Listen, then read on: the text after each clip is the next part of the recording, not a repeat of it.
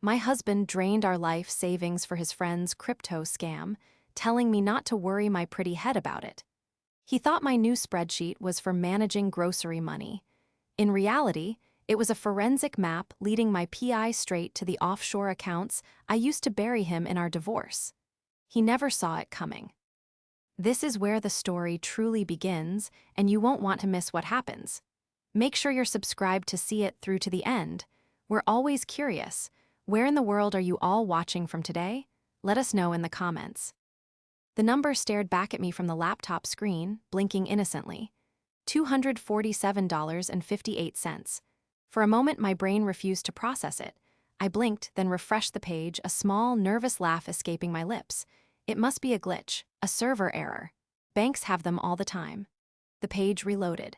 The number remained, stark and unforgiving, in the available balance field of our joint savings account. $247.58. A cold dread, sharp and metallic, washed over me. I clicked on the Account Activity tab, my hand trembling so badly it took 2 tries to land the cursor in the right spot. And there it was. A single transaction from yesterday afternoon. Wire transfer outgoing. The amount made my stomach clench into a tight, painful knot. $314,500. It was everything. 15 years of scrimping, of careful budgeting, of my husband, Rick, talking about our future.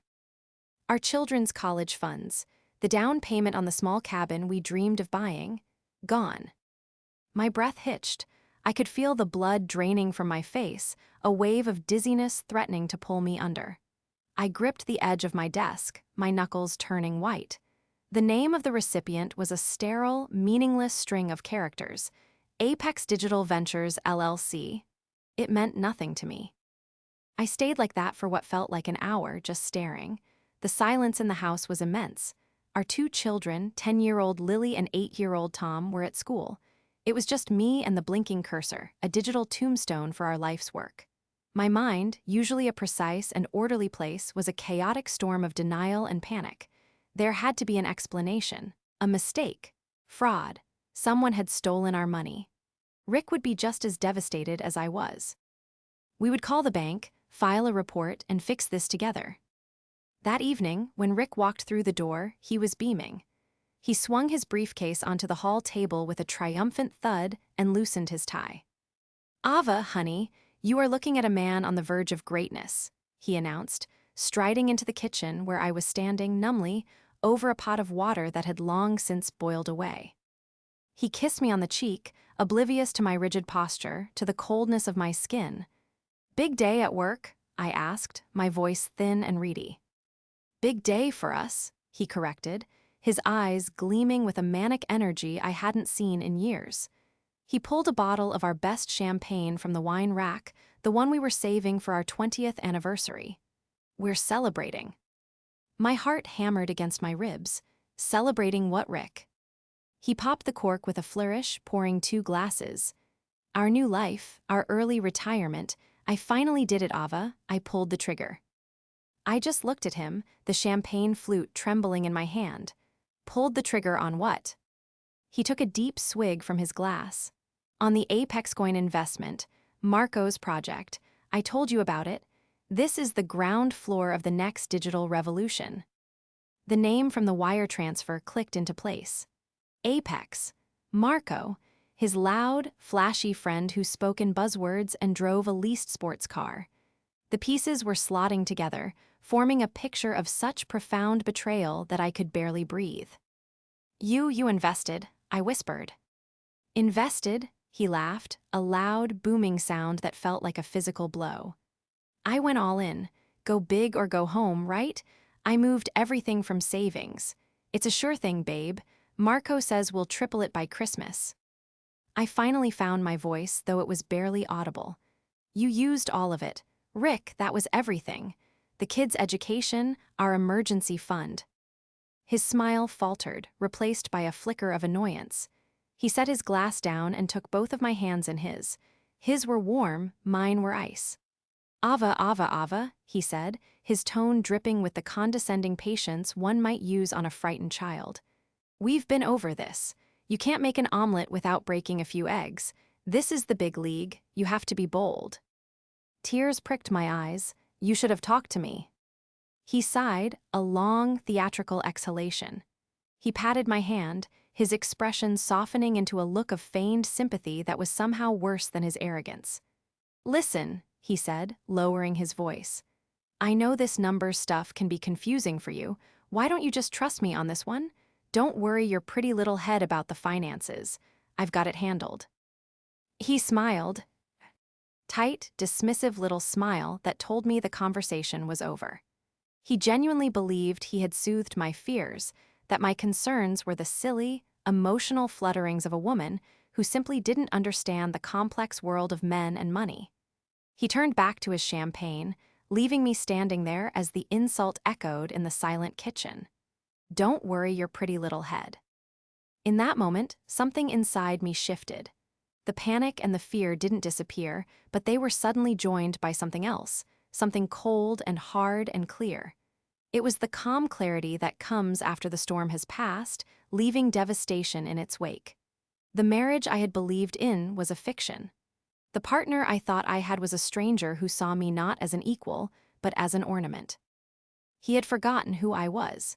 He had forgotten the woman with the master's degree in forensic accounting, the woman who had once been a rising star at a top firm, the woman who could make spreadsheets sing and uncover hidden truths in a sea of numbers. I had put that life aside for him, for our family. He had mistaken my choice for a lack of capability. He had just made the biggest mistake of his life. The betrayal was worse than losing the money. It was the casual, unthinking erasure of my identity. And I knew, with a certainty that chilled me to the bone, that I would never, ever let him forget who I was again. That night, I lay in bed, perfectly still, listening to the sound of Rick's even, untroubled breathing. He had fallen asleep within minutes, drunk on champagne and self-congratulation. I, on the other hand, had never felt more awake. There were no tears. The searing pain of the initial shock had receded, leaving behind a vast, frozen tundra of resolve. My mind, which had been a whirlwind of emotion just hours before, was now startlingly clear. The mental fog burned away by the acid of his condescension. He had drawn a line in the sand. He had defined our roles. He was the fearless financial genius, and I was the pretty, simple-minded wife whose job was to trust and admire. He had no idea that I had just accepted his terms, but not in the way he imagined. If he wanted me to play a role, I would play it to perfection. Quietly, I slipped out of bed, my feet making no sound on the hardwood floor. In the soft glow of my laptop screen in my small home office, I opened a new file. A spreadsheet. For years, my skills had been relegated to managing the PTA fundraiser budget and calculating grocery costs. Now, they felt like a sleeping giant stirring within me. I created the first tab and titled it Monthly Household Expenses. To anyone glancing over my shoulder, it would look completely innocuous. Columns for groceries, utilities, mortgage, gas for the car. But I created hidden columns, ones I could expand later for date of transaction, vendor, payment method, and notes discrepancies. I started by inputting our known fixed costs, the mortgage payment, the car loans, the insurance premiums. Then I opened another browser tab and logged into our credit card accounts. I began meticulously inputting every single charge from the past 6 months. A charge at a steakhouse on a day Rick told me he was working late. A recurring monthly payment to a software service I didn't recognize.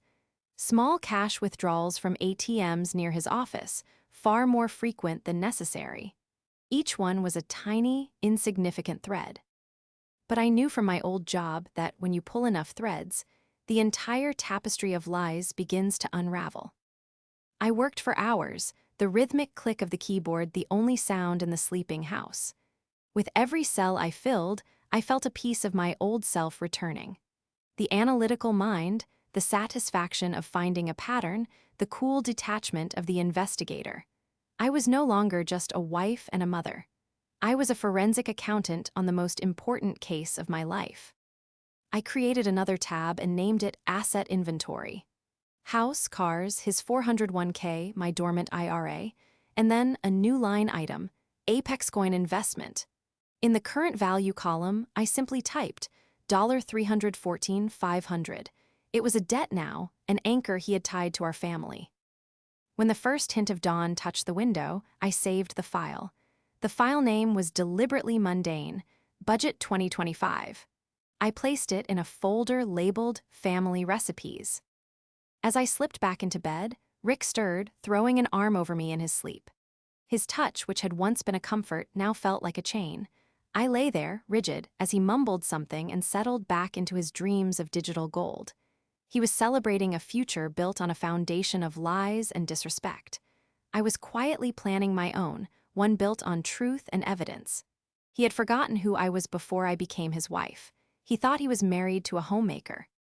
He was about to find out he was married to his auditor. The early years of our marriage felt like a different lifetime, lived by two different people. When CK and I first met, he was captivated by my mind. I was working long hours at a prestigious accounting firm in the city, and he was a rising star in his company's sales department. He loved to tell his friends how his girlfriend could smell a cooked book from a mile away. He found my sharp, analytical nature exciting. It was a challenge. He would debate financial news with me, listen intently as I explained complex fraud cases, and praise my ambition. The shift was gradual, insidious. It started after Lily was born. My 60-hour work weeks were no longer feasible. We decided together that I would step back, just for a few years until the kids were in school. But a few years stretched into a decade. Rick's career took off. His income grew, and with it, his ego. My world shrank to playdates and school pickups, while his expanded to business-class flights and executive dinners. Slowly, his admiration for my intelligence curdled into condescension. My insights on the market were met with a patient smile, and it's a bit more complicated than that, honey. My attempts to discuss our long-term financial strategy were waved away with, "Don't you worry about it, I've got us covered." I was slowly being demoted in his mind from partner to dependent. The woman he had admired was now just the pretty little head he patted. The embodiment of Rick's new world was his friend Marco. Marco was a walking cliché of a tech bro hustler. He wore suits that were too shiny, cologne that was too strong, and a watch that was too big for his wrist. He'd appeared in Rick's life about a year ago, and their friendship was instantaneous and intense. Rick was utterly mesmerized by him. I remember one Saturday afternoon barbecue in our backyard that summer. Marco was holding court by the grill, a beer in one hand, pontificating loudly. "The traditional financial system? It's a dinosaur, man. A fossil," he declared, gesturing wildly with his bottle. "Banks, Wall Street, they're gatekeepers. Crypto is the great democratizer. It's power back to the people." Rick stood beside him, nodding along like a disciple. "He's a genius, Ava," he'd whispered to me, his eyes shining. "A true visionary." I watched Marco, taking in the cheap gleam of his faux leather shoes and the way his eyes darted around, assessing everything. He didn't look like a visionary. He looked like a predator scanning a herd for the weakest animal. I decided to engage. "Which specific blockchain technology do you think is the most stable for long-term asset storage?" I asked, keeping my tone light and conversational. "Are you more concerned with scalability issues or security vulnerabilities in the current altcoins?" Marco blinked, his monologue interrupted. For a split second, his confident smirk vanished. He recovered quickly, letting out a dismissive laugh. "Whoa, getting technical on us? Look, you don't need to get bogged down in the weeds. The only thing you need to know is that it goes up." Rick laughed along with him. "See, that's what I love about this guy. Keeps it simple," he said, giving my shoulder a little squeeze as if to say, "Nice try, but leave this to the grown-ups." I saw it then, the dynamic in its purest form. Marco provided the veneer of revolutionary genius, and Rick provided the cash. Marco's flattery fed Rick's ego, making him feel like a savvy, cutting-edge investor instead of what he was, a mark. The rest of the afternoon, Rick barely spoke to me, trailing Marco around the yard, hanging on his every word about parabolic gains and disrupting the paradigm. That evening, after Marco had finally left, Rick couldn't stop talking about him. "He's letting me in on the ground floor of his new coin, Apex coin," he said, his voice buzzing with excitement. "This is a once-in-a-lifetime opportunity, Ava." "Rick, the man sounds like he learned about finance from a YouTube ad," I said carefully. He couldn't answer a single basic technical question. Where is his white paper? Who are the other developers? Rick's face hardened. "You're just being negative because you don't get it. This isn't like your old-school, dusty accounting books. This is the future. You can't analyze it, you have to feel it." It was a conversation we would have again and again over the next few months. Each time, he grew more defensive, more secretive. He was a man under a spell. The more I questioned, the more he pulled away, retreating into the echo chamber of his friendship with Marco. The decision to drain our savings wasn't an impulse. It was the culmination of a year of indoctrination, a slow and steady erosion of his common sense by a con man who knew exactly which buttons to push. Rick's ego was the perfect tinder, and Marco had been all too happy to provide the spark. For the next 2 months, I played my part. I was the dutiful wife. I smiled when Rick told me about the incredible initial surge of Apex coin. I nodded and looked impressed when he used jargon he'd obviously just learned from Marco. I complained lightly about the rising cost of groceries to justify the time I spent hunched over my new budget spreadsheet. "Glad to see you're keeping an eye on the pennies," he said one evening, glancing at the screen. "Every little bit helps." He had no idea I was tracking thousands, not cents. My spreadsheet had become a living document, a secret map of my husband's life. I cross-referenced everything. His work calendar, our credit card statements, bank records, and even the location data from the family photo-sharing app we used. Patterns began to emerge from the noise. There was a charge for lunch at a fancy bistro downtown every Tuesday, always for two, on days he claimed to be swamped with client calls. There were regular cash withdrawals, always for $300, from an ATM a block away from a sleek, modern office building where his company did not have a branch. Most damning of all was a recurring monthly wire transfer for $2,500 to something called Oakwood Property Management. We didn't own any property managed by an Oakwood. The spreadsheet was no longer just about tracking expenses. It was telling a story, and I knew I couldn't uncover the ending on my own. It was time to bring in a professional. Finding a lawyer was the first step. I didn't want a bulldog from a flashy downtown firm. I wanted someone sharp, discreet, and strategic.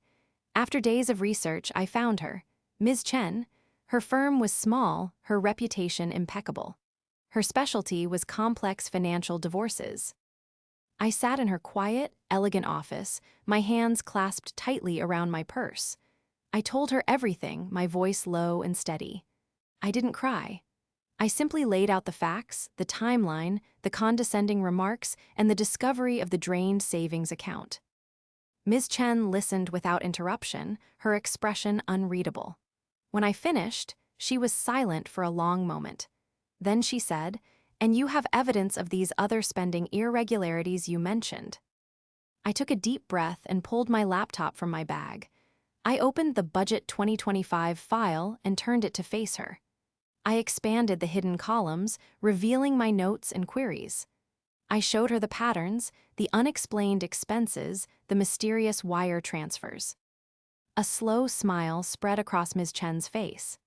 "Mrs. Matthews," she said, leaning forward, "this is extraordinary. You've built the foundation of your entire case right here. Most clients come to me with a vague suspicion. You've come with a roadmap." She recommended a private investigator, a man she described as the best and most discreet in the business. His name was Mr. Graves. My meeting with Mr. Graves took place in a sterile coffee shop. He was a man in his late 50s, with a quiet demeanor and eyes that missed nothing. He looked more like a history professor than a private eye.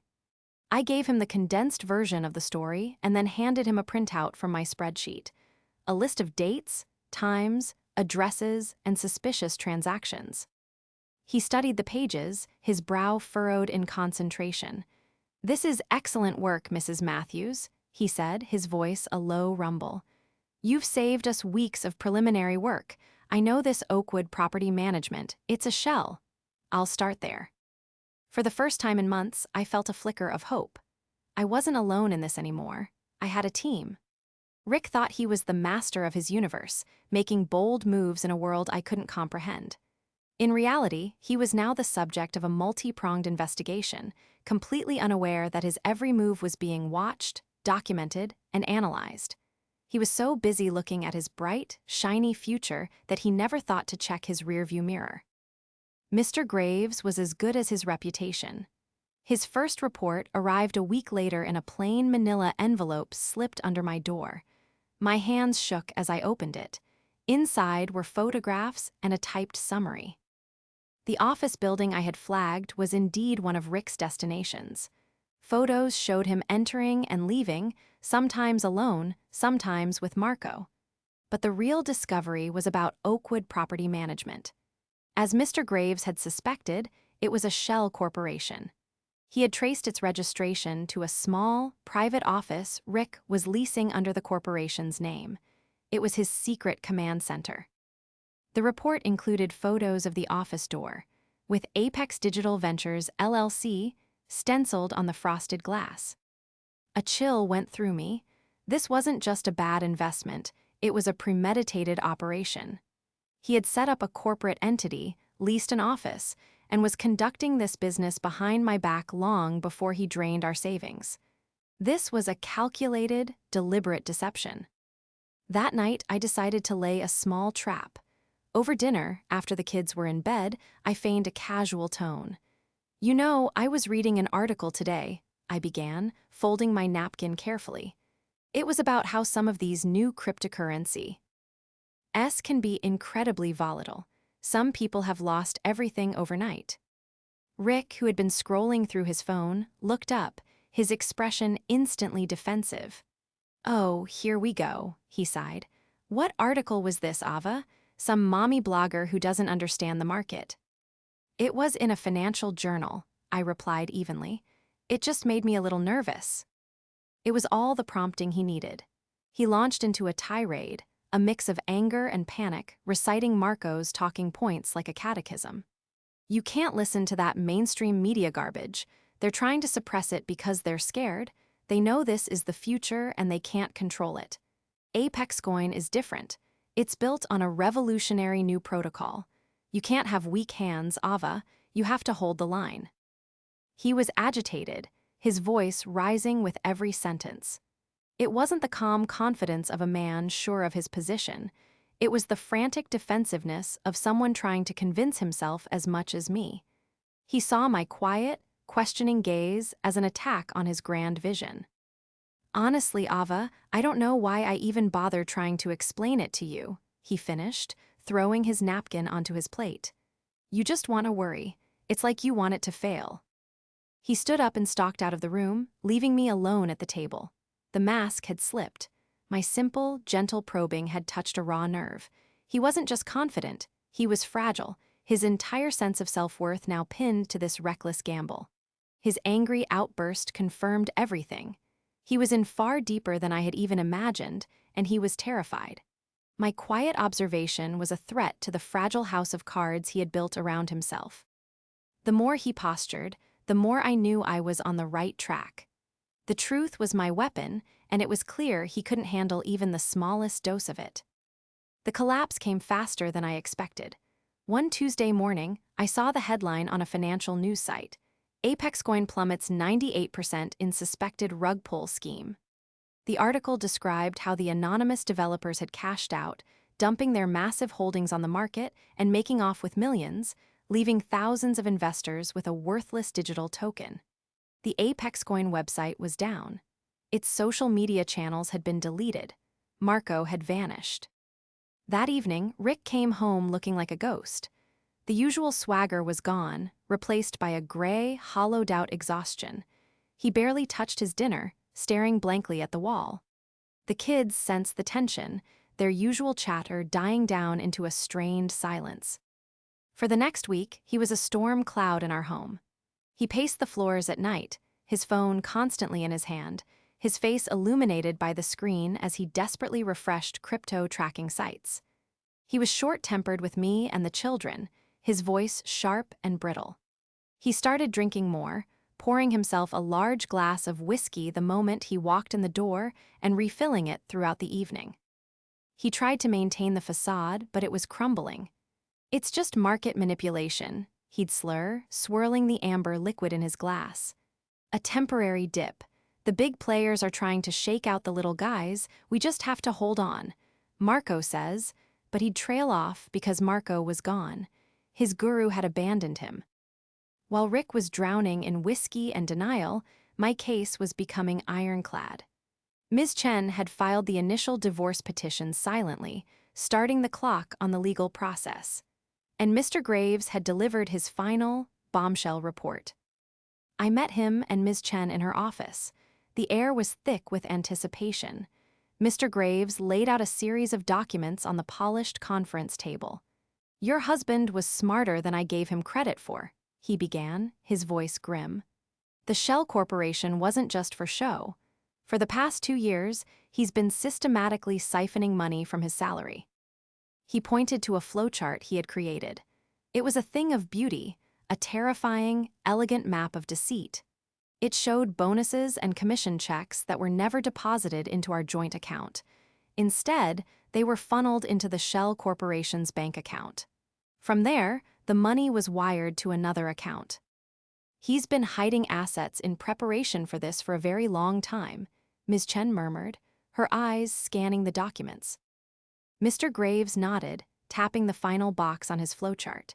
"The final destination is an offshore account in the Cayman Islands, untraceable by normal means, but he made a mistake. He used a transfer service that left a digital breadcrumb trail I was able to follow." He slid a final sheet of paper across the table. It was a bank statement from the offshore account. The current balance was just over $1.2 million.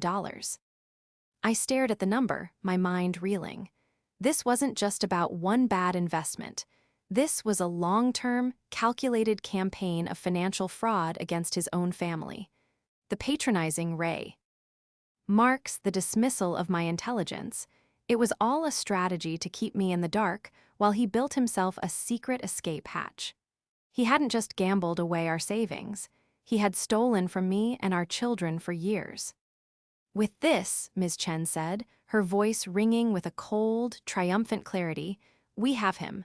This isn't just an argument over a bad investment anymore. This is financial fraud. When we present this in court, he won't have a leg to stand on." I walked out of her office feeling a strange mixture of sickness and empowerment. The depth of his betrayal was staggering, but so was the completeness of my victory. He thought he had lost a few $100,000. He had no idea he was about to lose everything. A week later, Rick hit rock bottom. He came home from work early, his face ashen, his suit rumpled. He slumped onto the sofa and put his head in his hands. I knew this was it. The moment of his manufactured confession. I sat down in the armchair opposite him, my hands resting calmly in my lap. I had spent the afternoon preparing, mentally rehearsing this conversation. There would be no shouting, no tears, just cold, hard facts. "It's gone," he mumbled into his hands, his voice thick with self-pity. "All of it. The Apex coin, it was a scam. Marco is gone. We lost everything, Ava." He looked up at me, his eyes pleading, searching for sympathy. He expected me to rush to his side, to comfort him, to tell him it was okay and that we would get through this together. He was casting himself as the tragic hero, the victim of a cruel market. I let the silence hang in the air for a long moment before I spoke. My voice, when it came, was quiet but carried the weight of steel. "Not we, Rick. You." He flinched as if I'd slapped him. What are you talking about? It was our money." "Was it?" I asked softly. I stood up. "Come with me, there's something you need to see." Confused and wary, he followed me to my small home office. The room was tidy, my laptop open on the desk. I sat down in my chair and gestured for him to look at the screen. It was my spreadsheet, the one he thought was for groceries.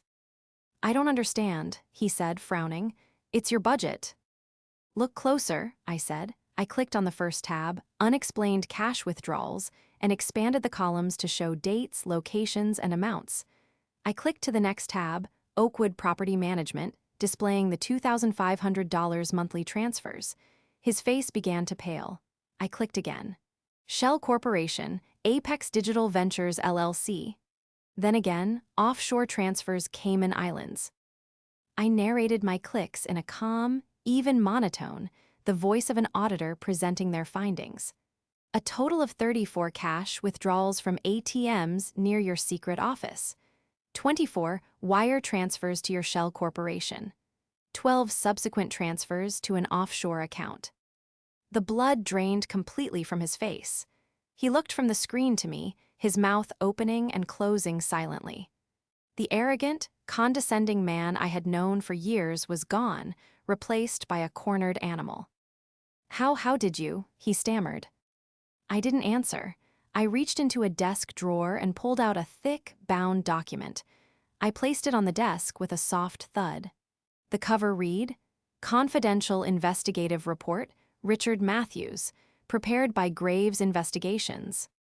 My PI was very thorough, I said. He found the office, the corporation, the hidden bank accounts, all of it. Rick stared at the report as if it were a venomous snake. His blustering, his defensiveness, it all evaporated, leaving only a raw, pathetic panic. "Ava, please," he whispered. "You can't. We can fix this. I can get the money back." "There is no we anymore," I said. I reached into the drawer again and pulled out another sheaf of papers. I laid them on top of the PI report. The top page was a formal legal document. Summons with notice. "I filed for divorce last week," I stated, my voice devoid of emotion. "Ms. Chen, my lawyer, has already filed a motion to have your assets frozen, including the $1.2 million you have stashed in the Caymans." He finally broke. He sank into the guest chair, his body deflating. "My money," he choked out. "No, Rick," I said, looking him directly in the eye, letting him see the full, unvarnished truth of the woman he had underestimated for so long. "It's our money, all of it. The assets you hid, the savings you gambled away. It's marital property, and I have the spreadsheets to prove it."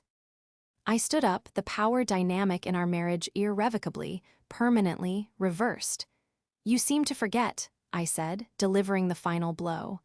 "I'm very good with finances. You should have worried your pretty little head about that." The divorce was not a battle. It was a surrender. Faced with a mountain of irrefutable evidence, my meticulously detailed spreadsheets, Mr. Graves's damning report, and the legal filings that had already frozen his hidden accounts. Rick no cards left to play. His lawyer, a blustering man who clearly realized he'd been handed an unwinnable case, advised him to settle immediately. The legal proceedings were a blur of meetings where Rick sat silently, a shrunken, defeated version of the man he once was. His arrogance had been replaced by a sullen resentment. He avoided my gaze, directing his answers to Ms. Chen, who dismantled his every weak argument with surgical precision. The final settlement was a testament to the power of a well-documented case. I was awarded the house, full physical custody of the children, and a financial judgment that not only restored my half of the joint savings he had lost, but also granted me a significant portion of the offshore assets he had hidden. The court viewed his actions not as a simple marital indiscretion, but as a calculated pattern of fraud. Rick was left with his debts, a tarnished professional reputation, and the crushing weight of his own folly. The first few months after he moved out were an adjustment. The house was quieter, the tension that had hummed beneath the surface for years finally gone. I spent my time helping Lily and Tom navigate the change, reassuring them that they were loved and secure. We fell into a new, calmer rhythm, a life free from the suffocating pressure of Rick's ego. With the settlement money, I didn't buy a new car or go on a lavish vacation. I invested in myself. I took refresher courses to update my certifications, reconnected with old colleagues, and drew up a business plan. 6 months after the divorce was finalized, I opened the doors to Matthews Financial Forensics. My first client was a referral from Ms. Chen, a woman in a similar situation, suspecting her husband of hiding assets. As I listened to her story, I felt a profound sense of purpose. I could give her what I had so desperately needed: clarity, evidence, and a path forward. It is a year later.